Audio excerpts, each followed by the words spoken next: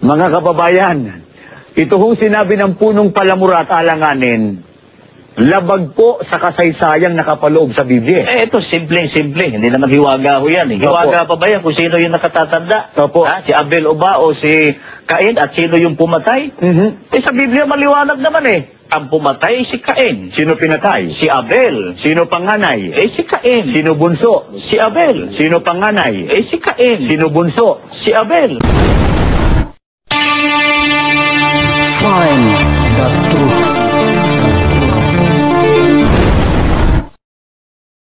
Itong mga ganito, hindi na nila mapangatwiranan. Aral ito na nakasulat sa kanilang mga pasugo.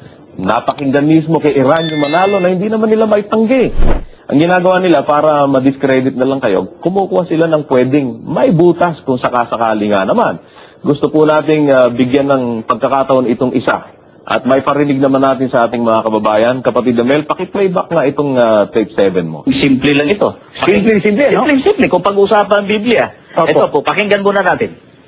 Kaya kawawa si Cain, pinatay siya ng kanyang nakakatandang kapatid.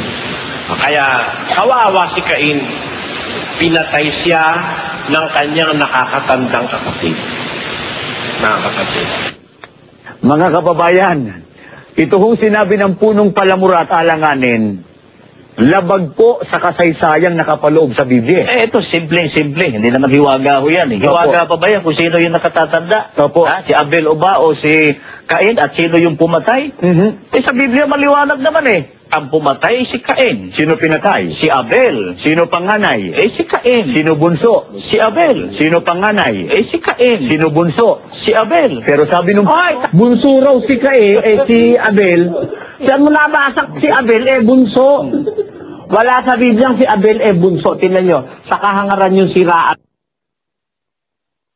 Ibig ko sabihin, kaya nga sabi ko, pinatay siya ng kanyang nakakatandang kapatid. Dahil ang nakakatanda talaga si Cain. Ang ibig ko sabihin doon si Abel. Ipakita natin sa ating mga kababayan na ganun talaga ibig ko sabihin. Pinutol lang nila na naman. Pinutol na naman. Pakita natin. Naniniwala rin ako, mga kapatid, na ang isang tao ay pwedeng maging biktima ng karahasan ng kapwa. Ang isang tao ay po pwedeng maging biktima ng pang-aapi ng kapwa. Marami na pong saksi dyan.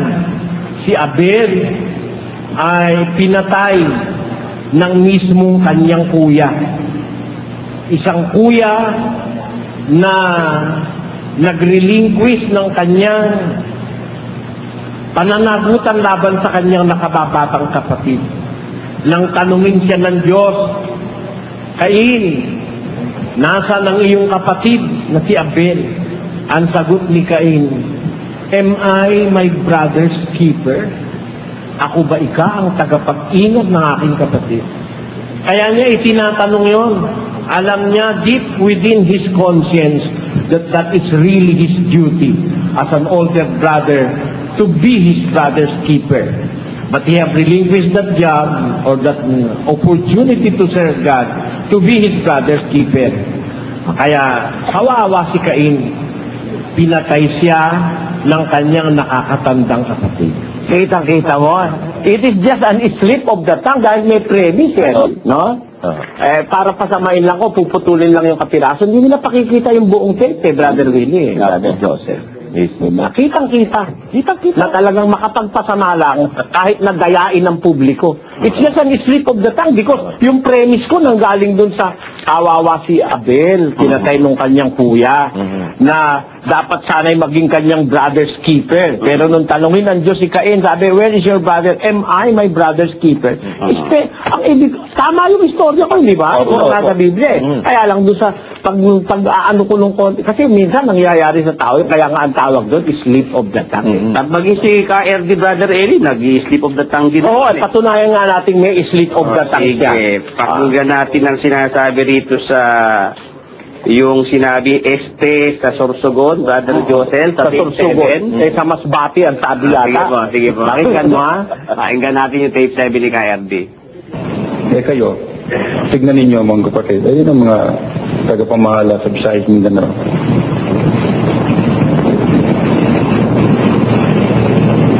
nagpalitan tayo ng mga matatagal na sa pamahala.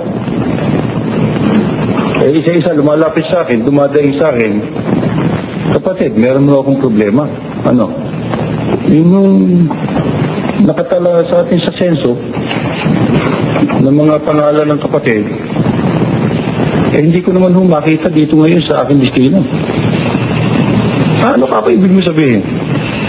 Eh, ang numero ho ay napakalaki. Pero sa katotohanan ho, wala yung tao.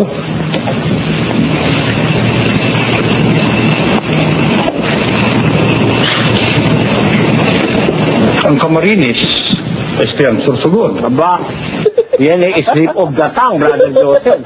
Alam mo kung bakit? Eh, bago niya binigkas yung ang Camarines, ang Sorsogon, ang haba ng gap nung kanya sinasabi. Ako'y walang ka-gap-gap eh. Magkamali ka man, talagang excusable. Malinaw naman yung pagkakasalay sa inyo ron sa istorya kanina, Brother Eli. Eh, totoo, itong mga ito, hindi slip of the tongue talaga ginagawa nitong mga ito. Ay, hindi, yan, pag yan ang gumawa ng mali.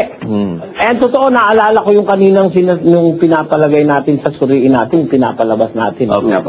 Eh, si KRD mismo ang saksi ng katarantaduhan ng mga tao na yun. Eh, sinasadya niya ng magkamali. Diba?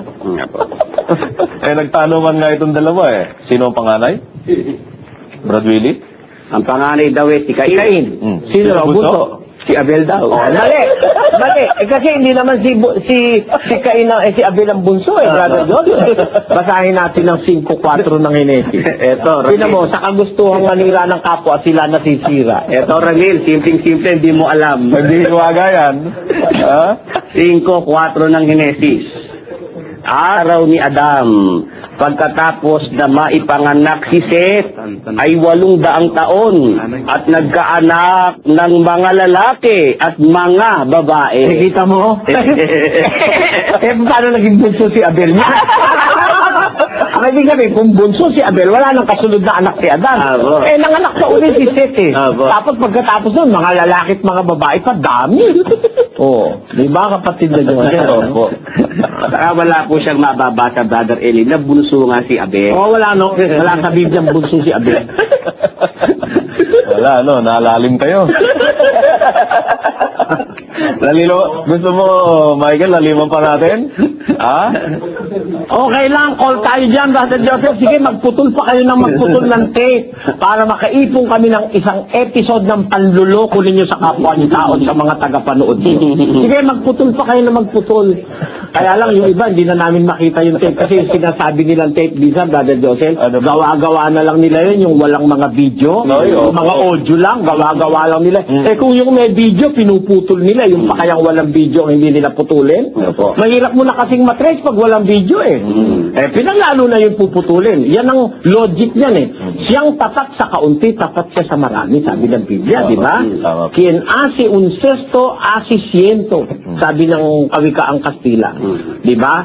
Eh, kaya pagka ang isang tao dun sa mismong simpleng may ebidensya ay nandadaya, eh lalo na yung walang ebidensya, mandadaya yan. Eh, kung yung may video, dinadaya pa eh. Eh, yung pang walang video, boses na lang, audio na lang, lalong dadayain. Kaya mga kababayan, ingat kayo sa mga ministro ni Manalo dahil si Manalo mismo na ang karamihan sa ministro niya sinungaling.